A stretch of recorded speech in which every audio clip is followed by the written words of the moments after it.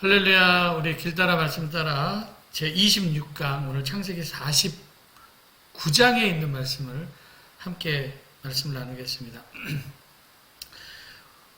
창세기 49장은 야곱의 12아들과 그 후손에 대한 예언, 축복 및 야곱의 죽음에 대한 말씀이 나옵니다. 야곱은 자신의 죽음이 가까워진 것을 알고 이 12아들들을 불러다가 이제 예언하죠. 뭐 축복하는 사람도 있고 저주하는 사람도 있으니까 뭐 축복이라고 얘기는 할 수 없습니다. 창세기 49장에서도 12아들에 대한 예언을 마친 후에 자신이 이제 가려고 했었던 약속의 땅, 가나안 땅에 매장해 줄 것을 마지막으로 유언을 하는데, 이 유언은 창세기 47장에서 먼저 요셉을 불러서 자신의 허벅지 사이에 손을 놓고 맹세하라고 하면서 47장 30절에 이런 말씀을 하죠. 내가 조상들과 함께 눕거든 너는 나를 애굽에서 메어다가 조상의 묘지에 장사하라. 요셉이 이르되 내가 아버지의 말씀대로 행하리이다 라는 유언을 했습니다. 창세기 49장도 이제 12아들에 대한 예언에 대한 이야기가 나오고 매장에 대한 다시 한번 그 매장지에 대한 유언이 나오죠. 그 창세기 49장에 나와 있는 그 자녀들에 대한 그리고 그 후손들에 대한 예언의 말씀을 보면은 12아들들의 선행과 제약에 따라서 각기 축복과 저주가 내려졌는데, 창세기 49장 2절에 보니까 들으라, 들을지어다 이런 말씀이 나와 있죠. 두 번 반복해서 나오는데 그만큼 중요하다는 것을 강조하고 있습니다. 이건 단지 귀로 듣는 것뿐만 아니라 마음으로 새기라는 거예요. 그러면 이제 창세기 49장에 보면은 12아들들에 대한 예언의 순서가 나오는데, 태어난 순서, 이거 창세기 29장, 30장에 보면 태어난 순서거든요. 이게 1번부터 시작해서 12번째까지.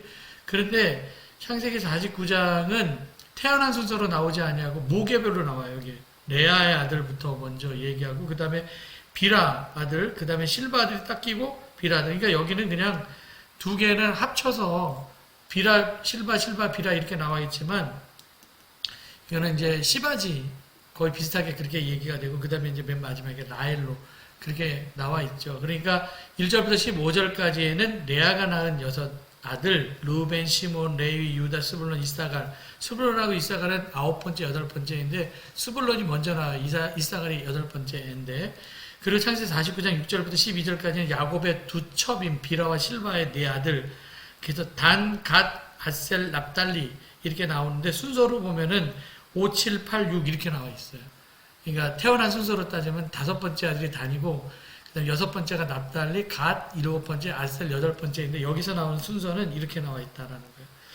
그리고 이제 마지막으로 22절, 28절에는 라헬이 낳은 아들이 나오는데, 요셉과 베냐민 순으로 축복이 나와 있죠. 요거를 여러분들이 한번 기억해 두시라는 거예요. 그래서 창세기 29장 30장에 나와 있는 순서와 그 다음에 창세기 49장에서 야곱이 그 예언하는 순서는 이제 좀 순서가 다르게 되어 있습니다.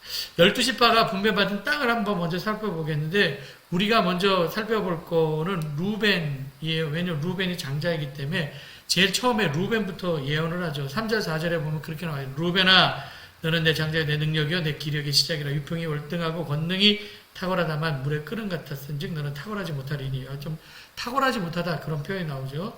내가 아버지의 침상에 올라 더럽혔음이로다. 그가 내 침상에 올랐도다. 그런 말씀이 나와 있어요. 루벤은 내 장자요 내 능력이라고 얘기를 합니다. 루벤은 장자로서 아버지의 기대를 가지고, 한 몸의 기대를 가지고 태어났는데 가문의 희망이와 같은 존재였었죠. 나의 기력의 시작이라고 얘기했으니까, 뭐 나의 기력의 시작은 생산력에 관한 출발입니다. 그래서 장자됨을 표현할 때 이런 표현하죠. 위풍이 월등하고 권능이 탁월하다. 이 가장의 승계를 받은 경우 장자가 자동적으로 이렇게 가장의 승계를 받잖아요. 그리고 이제 장자는 다른 형제들보다 2배 해당하는 기업을 얻거든요. 근데 루벤은 어쨌든 요단강 동편으로 나뉘었을 때 요단강 동편 쪽에 땅을 먼저 분배를 받아요. 여러분 신명기 21장 16절 17절에 보면 반드시 그 미움을 받는 자의 아들을 장자로 인정하여 자기 소유에서 그에게 두 몫의 줄 것이니 그는 자기의 기력의 시작이라. 장자의 권리가 그에게 있습니다. 뭐 미움받을 자기 아들을 장자라고 얘기하는데, 사랑하지 않는 여자에게 얻은 아들이라 할지라도 장자에게는 두 몫이 있었다라는 거예요. 근데 루벤 표현할 때 물에 끓는 같다라고 하는 표현이 나와요. 그래서 여러분 기억하기 쉽게 끓는 물을 사진으로 보여줬습니다. 아마 이거는 루벤의 성격과 행동에 대한 묘사 같은데 굉장히 급하고 거칠고 충동적이었고 그 성격 때문에 탁월하지 못했다라고 하는 그런 예언의 말씀을 듣게 되죠. 결국 그의 잘못된 행동은 장자에게 주어지는 갖가지 특권들을 다 빼앗겨 버립니다.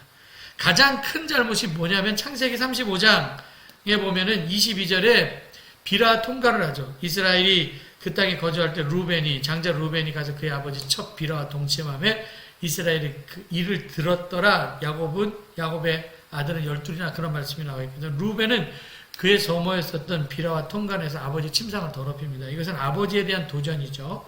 야곱은 당시 루벤의 잘못된 행위에 대해서 어떤 징계를 내리지는 않았지만 그 일을 결코 잊지 못하고 있다. 결국 마지막 유언에서 예언의 형식으로 장자권 박탈하는 탁월하지 못하다 그렇게 얘기를 합니다. 아마 그래서 야곱은 그 루벤으로 흐르는 가문의 장자의 가문에 흐르는 그 축복이 끊겨버려요. 루벤에서 닫혀버립니다. 그리고 이제 그 다음에 나오는 게 둘째와 셋째 시몬과 레이에 대한 것은 같이 합해서 나와 있어요. 5절 7절에 보면 시몬과 레이에 대한 이야기가 나오는데 5절에 보니까 그들의 칼은 폭력의 도구로다. 그리고 6절에 보니까 그 분노대로 사람을 죽이고 그 혈기대로 소의 발목에 힘줄을 끊어였습니다. 그래서 시몬과 레이가 여러분들 레아가 낳은 두 아들 중에서 두 번째, 세 번째거든요. 루벤, 시몬, 레이 이렇게 나가죠. 이들은 창세기 35장에 보면 세겜 사건의 공범자입니다. 그들의 루이, 그러니까 레아가 낳은 딸 가운데 디나라고 하는 딸이 있었는데 세겜에게 강간을 당했을 때 세겜 사람들을 속여서 할례를 받게 한 후에 너 할례를 받으면 내 동생 주겠다.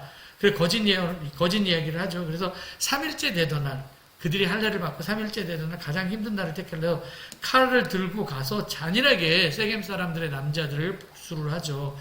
그 일이 창세기 35장 25절 26절에 보면 나와 있는데 그런 말씀입니다. 제3일에 아직 그들이 아파할 때 야곱의 두 아들 디나의 오라버니 시몬과 레이가 각기 칼을 가지고 와서 몰래 그 성을 기습하여 그 모든 남자를 죽이고 칼로 하몬의 아가 그의 아들 세겜을 죽이고 디나를 세겜의 집에서 데려오고 뭐 이로 인해서 야곱이 그 7절에 보니까 창세기 35장 7절에 그 노여움이 혹독하니 저주를 받을 것이요 분기가 맹렬하니 저주를 받을 것이다. 내가 그들을 야곱 중에서 나누며 이스라엘 중에서 흩으리라. 그래서 이들의 후손이 반드시 흩어지게 될 것이다라고 야곱은 창세기 49장에 예언을 해요.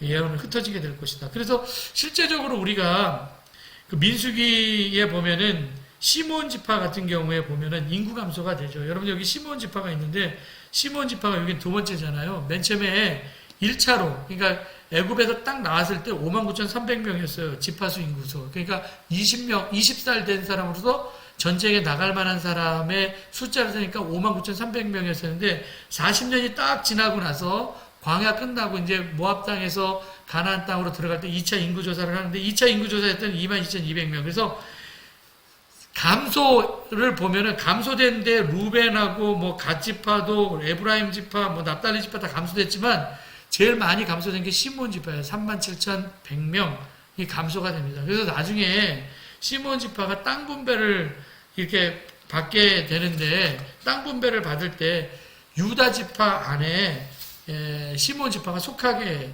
되게 돼 있어요. 그래서 나중에 땅 분배 지도를 보면 시몬 지파는 유다 지파에 속해서 다 흩어지게 되죠. 레이 지파도 역시 독자적으로 땅 분배를 받지 못하고 형제 지파의 도움으로 물론 레위인으로 살았지만 흩어져서 각 지파의 성읍에 흩어져서 살았습니다. 민수기 26장 62절에 보니까 1개월 이상으로 계수된 레위인의 모든 남자는 23,000명이었다. 그들은 이스라엘 자손 중 계수에 들지 아니했으니 이스라엘 자손 중에서 그들에게 준 기업이 없습니다. 그래서 여기서 여러분들 이렇게 보면 아시겠지만 루벤, 시몬, 그러니까 유다, 이사가, 스브론 이렇게 쭉 나오지만 레이가 없죠. 여기에 레이 지파는 인구수에 들어가지 않습니다. 물론 제사장 지파가 되었고 각 지역으로 파송을 나가긴 하지만 대신에 레이 지파가 나지 않고 그다음 대신에 므낫세가 에브라임. 요거는 이제 요셉 지파 사람이죠. 요셉의 두 아들은 므낫세와 에브라임 지파가 한 지파로서 당당히 이제 그 12지파에 들어오게 되죠. 그래서 다시 흩어졌다라고 하는 그런 거. 그래서 시몬이나 레이 지파는 후에 하나님께 택한 바 되어 모세와 아론을 통하여서 그 지위가 회복되긴 하지만 일단은 여러 동네로 흩어지게 됩니다. 그리고 이제 그 다음에 나오는 게 네 번째 유다 지파에 대한 건데 창세기 49장 8절부터 12절까지에 보니까 유다야 너는 내 형제 중에 찬송이 될지라 내 손이 내 원수의 목을 잡을 것이요 내 아버지 아들들이 내 앞에서 절하리로다. 한번 들어요. 아들들이 절하리로다. 다 좋은 예언이 나오죠. 유다는 사자 새끼로다. 내 아들아 너를 움킨 것을 찢고 올라갔도다. 그러니까 웅크림 숫사자 같고 암사자 같으니 이게 암사자 숫사자 같으니 누가 그를 범할 수 있으라. 규가 유다를 떠나지 않으면 통치자의 지팡이가 이거 규나 지팡이는 똑같은 얘기예요. 이거 통치자들이 갖고 다니는 지팡이들 있잖아요. 뭐 그런 거예요. 지휘봉도.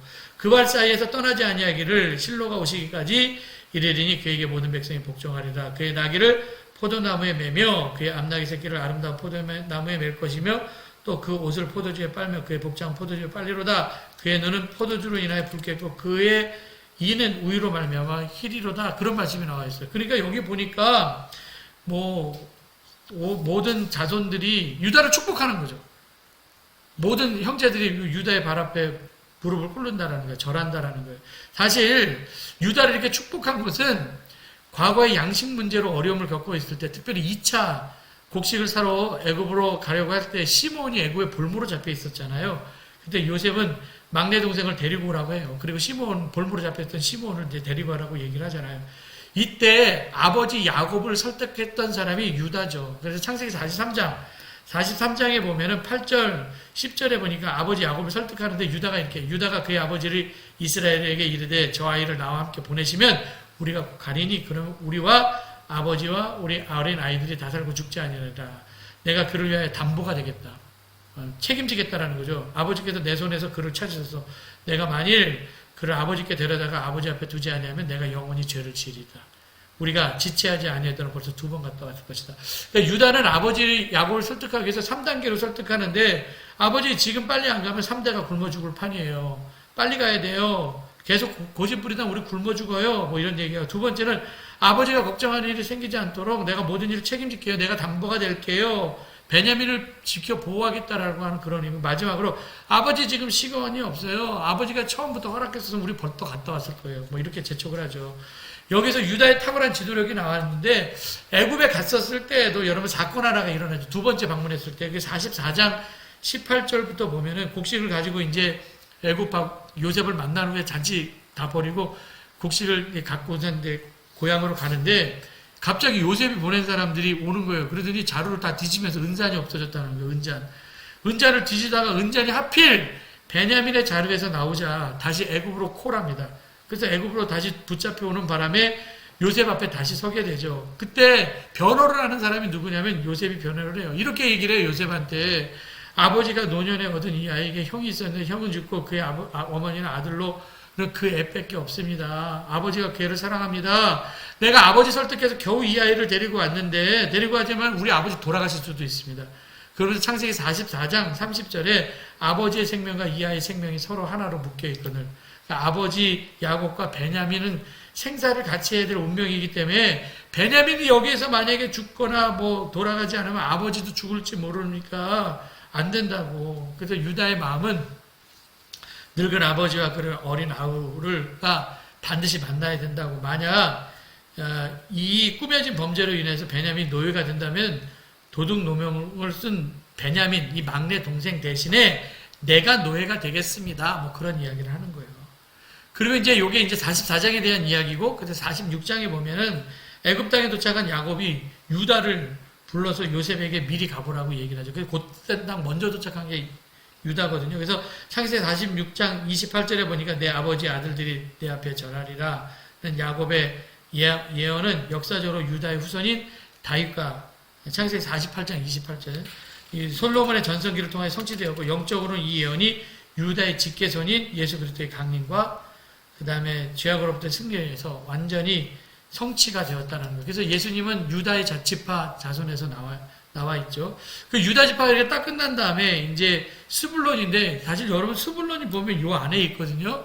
근데 여러분들 스불론의 예언을 이렇게 보면은 이 스불론이 10번째 아들인데 나온 거는 5번째로 나와요. 유다 다음번에 5번째로 나오는데 13절에 보니까 스불론은 해변에 거주하리니 이곳은 뱀에는 해변이라 그의 경계예요. 근데 여러분 뱀에는 해변에 있지를 않았어요. 근데 거기에 보니까 그 경계가 시돈까지 있는데 시돈은 요 위에 있습니다. 이 시돈은 요 위에. 시돈은 이 위에 있고, 그래서 스불론 지파에 대한 예언은 어쨌든 가나안을 점령한 후에 지중해 갈릴리 바다 사이에 거주하면서 스불론 지파들이 무역 상업을 많이 했다고 얘기를 하고 있고, 여호수아서 19장 10절부터 16절까지 보면 스불론이 받은 땅의 경계가 나오는데 북쪽으로는 시돈과 두로까지 나와 있어요. 그 여호수아 19장에 땅 분배 받을 때 두로와 시돈은 해변가거든요. 이 해변가, 이 위쪽에 있는 해변가이거든요. 그래서 이것도 굉장히 유명한 항구 도시입니다. 굉장히 유명한 예쁜 항구 도시죠. 그런 스불론에 대한 예언이 나와 있고, 그리고 이제 여섯 번째로 14절, 15절에 창세기 49장 이사갈이 나오는데 여기 보니까 낙이 한 마리가 나와 있죠. 그 사람들에 대해서 레아가 낳은 여덟 번째 아들입니다.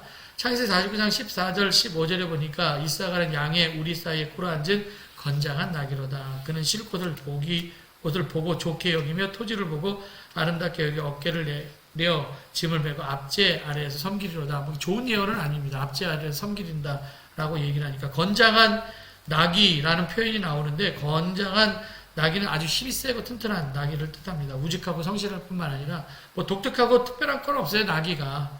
그죠? 이사갈 지파는 나귀에 비유한 것은 아마 힘이 세고 우직하고 성실하지만 뭐 다른 모든 면에서 특별한 점은 없었다라는 거죠. 결국 이들은 뛰어나지 못했기 때문에 짐을 지면서 압제를 당하며 살 것이다 라고 하는 그런 예언을 받게 됩니다. 제가 동물 이름이 이렇게 나와 있는 거니까 여러분들 각 지파마다 동물들을 좀 연상 좀 했으면 좋겠어요. 그리고 실꽃을 보고 좋게 여기며 라고 나와 있는데, 이 말을 듣는 뭐 그들의 낙천적이고 안주하기를 좋아하는 기질을 이야기한다 얘기를 하는데, 토지를 보고 아름답게 여기고 그 농업 분야에 있어서 성실하게 사역을 감당했죠. 그래서 이사갈의 후손들은 나중에 뭐 정치적인 관심도 없었고 육체적인 노동에 시달립니다. 나중에 이사갈 지파가 또 분배받은, 솔로몬이 성전 건축할 때 이렇게 분배받은 또 지역들이 있거든요. 거기서 뭐 이렇게 육체적인 노동에 시달리기도 하죠. 그 다음에 이제 단지파가 나오는데, 일곱 번째로 단지파에 대한 이야기인데, 이게 생뱀을 내가 올리려고 그러다가, 생뱀 올리니까 너무 실사 사진은 너무 징그러워서 제가 이거 그림으로 뱀 사진을 올렸는데, 단 하면은 뱀 딱 생각하면 돼요. 야곱이 사랑하는 야곱이 그 레아의 여종인 비라가 낳은 소생입니다. 언니 레아가 연속 4명의 아들을 낳았지만 라헬은 한 명도 낳지를 못하자, 라헬의 씨바지였었던 비라죠. 그의 몸적인 그 비라를 내어줘서 야곱과 동침해서 아들 둘을 낳았는데, 그 중에 낳은 아이가 단입니다. 단의 이름의 뜻은 억울함을 푸신다라는 뜻이에요. 그래서 언니가 4명 날 동안 나는 애기 하나도 못 낳았는데 내 여종이 애기를 낳았어. 내 억울함을 풀어줬어. 뭐 이런 뜻이에요. 그래서 창세기 49장 16절 17절에 보니까 단은 이스라엘 지파와 같이 그의 백성을 심판하라. 단은 길섭의 뱀이요 새끼의 독사로다. 말굽을 물어서 그 탄자를 뒤로 떨어지게 하리로다. 뭐 이런 얘기가 나와 있어요. 단지파에 대한 얘기는 사사기 18장에 단지파에 대한 이야기가 또 나오는데, 땅 분배를 두 개는 안 분배받는데 나중에 사사시대 땅 북쪽에서 땅을 차지하긴 하죠. 그래서 부엘세바에서 얘기할 때 뭐 단에서 부엘세바까지 이스라엘의 한 경계를 남북 경계로 얘기를 하잖아요. 그래서 북쪽의 단지파가 사사시대 때는 나라 땅 분배를 좀 갖고 있기는 하죠. 단지파 그렇게 생각하면 사사시대를 또 떠올릴 수가 있고, 사사시대 때 삼손이 단지파 사람이었습니다. 그 기질에 대해서 이야기할 때는 뱀과 같이 간교하고 독사와 같이 기습적으로 상대방을 공격해서 공경에 빼앗을 것이라고 예언을 합니다. 뱀과 독사는 굉장히 부정적인 것처럼 창세기 19장에도 보면 단지파가 처음으로 사사시대에 개인 제사장을 두어서 우상 숭배를 시도했죠. 부정적인 그 어떤 예언을 하게 됩니다. 그리고 나와서 단지파가 딱 끝난 다음에 갓지파가 나오는데, 갓지파는 제가 지도를 왜 세웠냐면, 갓지파를 이렇게 딱 나누면 남은 이렇게 두 지파 반이 요단강 동편 쪽에 땅 분배를 받잖아요. 므낫세 반지파, 므낫세는 여기도 있기 때문에 므낫세 반반 나누고 갓지파하고 루벤 지파가 이렇게 나왔는데, 갓은 12명의 아들 가운데 7번째 아들입니다. 레아의 몸종이었던 실바가 낳은 첫 번째 아들이고, 19절에 보니까 갓은 군대의 추격을 받으나 도리어 그의 뒤를 추격하리로다. 그래서 굉장히 호전적인 지파였습니다. 요단강 서편의 땅 분배를 받지 않고 동편 쪽에 이제 땅 분배를 받아서, 사실 갓지파도 거의 뭐 나중에는 므낫세나 루벤 지파처럼 거의 사라지는 지파가 돼버리죠. 어쨌든 남인 이쪽 요단강 동편 쪽에 살았기 때문에 뭐 자기를 지키기 위해서 굉장히 호전적이 될 수밖에 없었다. 그래서 갓 지파는 딱 생각하면 추적받으나 그 뒤를 추적하리라 뭐 이런 생각을 하면 될 것 같고, 그 다음에 이제 아셀 지파가 나오는데 여러분 먹고 싶죠. 야곱의 8번째 아들로 실바가 레아를 위해서 낳은 2번째 아들입니다. 창세기 49장 20절에 보면 아셀에게서 나는 먹을 것은 기름진 것이라 그가 왕의 수라상을 차리로다, 그런 말씀이 나와 있어요. 아셀 지파가 분배받은 땅을 한번 보면은 여러분 아셀 지파를 이야기할 때 갈멜의 낮은 데 땅 분배를 받았다고 얘기를 하거든요. 이게 우리나라가 아니라요, 갈멜산 꼭대기에서 찍은 사진이에요. 이게 갈멜산 꼭대기, 저 갈멜산 가봤거든요. 갈멜산에서 이렇게 꼭대기에서 이렇게 딱 보면 이스라엘 평지가 보여요. 이스라엘 그 남쪽 유다는 광야지대로 황량한데 여기는 정말 끝없는 평지예요. 쫙 평지가 펼쳐집니다. 그래서 갈멜의 낮은 지대로 땅이 기름지고 물이 풍부하여 밀과 기름 등 수확이 많았었거든요. 그래서 아마 이곳의 식물은 왕국의 식량으로 조달되었고, 이게 이스라엘 평지 같아요. 이스라엘 평지. 바로 요 갈멜산 꼭대기에서 이렇게 딱 찍은 사진입니다. 이쪽 동쪽을 보고 찍은 사진이고, 갈멜산 서쪽에서 딱 찍으면 지중해가 보여요. 그래서 아셀 지파가 분배받은 땅, 지도를 잠깐 볼까요? 아셀 지파가 분배받은 땅이 여기거든요. 여기 지중해죠. 그래서 갈멜산이 어디냐면 갈멜산이 요 정도에 있어요. 갈멜산. 그래서 여기가 다 평야지대예요. 그래서 여러분들 지형도를 이렇게 보면 여기가 파래요. 아셀 지파는 여기에 분배받습니다. 여기가 두루와 시돈이 위쪽에 있고요. 그리고 이제 납달리는 라헬의 몸종인 비라가 2번째로 낳은 아들인데 야곱의 6번째 아들이죠. 창세기 49장 21절에 보면 납달리는 노인 암사슴 이렇게 나와 있습니다. 아름다운 소리를 바란다. 사슴은 어디에든지 적의 공격으로부터 아주 재빠르게 도망쳐서 자신을 보호하는 동물인데 아름다운 소리를 바라는도다. 그래서 웅변과 노래, 탁월한 재능이 있었다라고 하는 그런 뜻으로 주석에는 그냥 해석을 하고 있다. 별로 그렇게 특출할 건 없습니다. 그리고 나서 이제 요셉이 나오죠. 요셉은 셈 곁에 심겨진 무성한 가지가 담을 넘었다. 활 쏘는 자가 그를 학대하며 적개심을 가지고 쏘았으나 요셉은 오히려 그것을 활을 굳게 잡고 그의 팔은 힘이 있으니 야곱의 전능자 이스라엘 반석인 목자의 손을 힘입었습니다. 내 아버지 하나님께로 말미암으면 그가 너를 도우실 것이요 전능자로 말미암으면 그가 내게 복을 주실 것이다. 위로 하늘의 복과, 이거 다 중요해요. 위로 하늘의 복, 아래로 깊은 샘의 복과 젖먹이는 복과 태의 복이로다.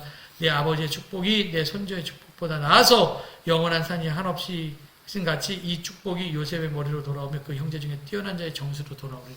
다 축복에 대한 이야기예요. 여러분 창세기 48장에 이미 요셉의 2 아들이었었던 므낫세와 에브라임을 축복하는데 창세기 49장에서 라헬이 낳은 요셉을 축복하는데 우리 한 가지 그냥 셈 곁에 무성한 가지의 축복을 받죠. 조건에 관계없이 풍성한 수확을 얻을 것이다라는 거예요.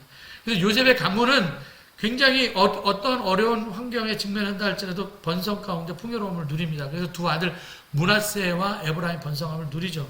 무성한 가지가 담을 넘는다. 남에게까지 혜택 주는 거 아닙니까? 다른 지파에게까지 도움을 주며 살았죠. 활 쏘는 자가 그를 확대하지만 적개심을 가지고 그를 쏘지만 어려움을 당하지만 오히려 그 모든 대적자를 이겨냈다라고 하는 이야기를 해요. 그 이겨낼 수 있는 비결은 뭐냐 그랬더니 야곱의 전능자의 손이라고 하는 표현이 나와 있습니다. 위로 하늘의 복, 아래로 깊은 샘의 복을 말씀하고 있는데 여러분 하늘에서 내리는 것들이 있죠. 비, 기온, 햇빛, 공기 뭐 이런 것들이에요. 자연의 혜택, 아래로부터의 샘, 물의 근원. 그러니까 우기가 짧고 연중 강수량이 적어서 물이 귀한 사막지대에서는 샘과 시내로부터 얻어지는 풍성한 물은 은혜입니다. 은혜. 젖먹이는 복과 태의 복은 자손의 번성에 대한 축복이 나오고, 그러니까 뭐 땅의 축복, 자녀에 대한 축복, 풍요로운 축복, 이런 축복들이 요셉한테는 다 나와 있어요. 그러니까 모든 결실할 수 있는 생물, 거기에는 뭐 증가가 되는 풍성해지는 그런 축복들, 그리고 요셉의 축복 가운데 나와 있고, 그리고 마지막은 이제 베냐민이 되는데, 베냐민 그러면 이리를 생각하면 돼요. 물어뜯는 이리. 그래서 베냐민은 라헬이 낳은 2번째 아들이고요. 맨 막내 아들입니다. 창세기 49장 27절에 보니까 베냐민은 물어뜯는 이리라. 아침에는 빼앗은 것을 먹고 저녁에는 움킨 것을 나누리로다. 베냐민 후손의 거칠고 호전적인 성격을 잘 표현하고 있는데 이스라엘 초대왕인 사울이 베냐민 지파 사람이죠. 이렇게 야곱은 단순히 12 아들들에 대해서 뭐 이렇게 축복한 것뿐만 아니라 그 자녀들에 대해까지도 예언을 내 말씀을 하고 있습니다. 그리고 이제 마지막 죽기 전에 29절 30절에 야곱은 이렇게 유언을 합니다. 그가 그들에게 아들들에게 명하여 이르되 내가 내 조상들에게 돌아가니 날 햇사람 에브론의 밭에 있는 굴에 우리 선조와 함께 장사하라. 이 굴은 가나안 땅 마므레 앞 막벨라 밭에 있는 것이라. 아브라함이 햇사람 에브론에게서 밭과 함께 사서 그의 매장지를 삼았으므로 아브라함과 그의 아내 사라가 거기 장사되었고 이삭과 그의 아내 리브가도 거기 장사되었으며 나도 레아를 거기서 장사하였느라. 이 밭과 거기에 있는 굴은 햇사람에게 산 것이 아니라 야곱이 아들들에게 명하여 바치고 그 발을 침상에 모으고 숨을 거두니 그의 백성에게로 돌아갔더라. 그런 말씀이 나와 있어요. 이게 막벨라 굴이거든요. 요게 외부고 막벨라 굴이 내부는 이렇게 돼 있어요. 그래서 야곱이 어디에 묻냐면 여기 야곱의 무덤, 레아의 무덤, 사라의 무덤, 아브라함의 무덤이고요. 이 막벨라 굴이 두 개로 가보지는 않았는데 두 개로 나뉘었다. 여기는 유대교의 해당이라고 여기 이슬람 모스크라고 이야기를 해요. 그래서 여기는 이슬람 사람들의 자리이고 예루살렘 성전도 그렇게 나눠져 있죠. 예루살렘 성전도 뭐 동방전교회, 유대교 쪽, 모슬렘 쪽 다 이렇게 나눠져 있는데 여기도 이렇게 나눠져 있어서 여기에는 이삭의 무덤이 있고 여기는 리브가예요. 그러니까 이슬람 모스크 쪽에는 리브가와 이삭의 무덤이 있다라는 겁니다. 그래서 야곱은 창세기 47장 29절 30절에 이미 예언한 바처럼 가나안에 묻히기를 원했고 할아버지, 할머니, 아버지 이삭, 그다음 엄마 리브가가 묻혀 있고 그다음에 레아가 묻혀 있고 이 라펠라 굴에 가족 묘지가 있었는데 거기에다가 나를 좀 장사 지내줘라 라고 유언을 하게 됩니다. 애굽에 130살에 와갖고 147살에 죽었습니다. 17년 동안 애굽에 살다가 이렇게 사랑하던 죽을 줄만 알았던 요셉을 만나고 그 자식들도 만나고 침상에 발을 가지런히 모으고 죽었습니다. 사람이 어떻게 한평생 사느냐 굉장히 중요하지만 어떻게 죽음을 맞이할 거냐 이것도 굉장히 중요하거든요.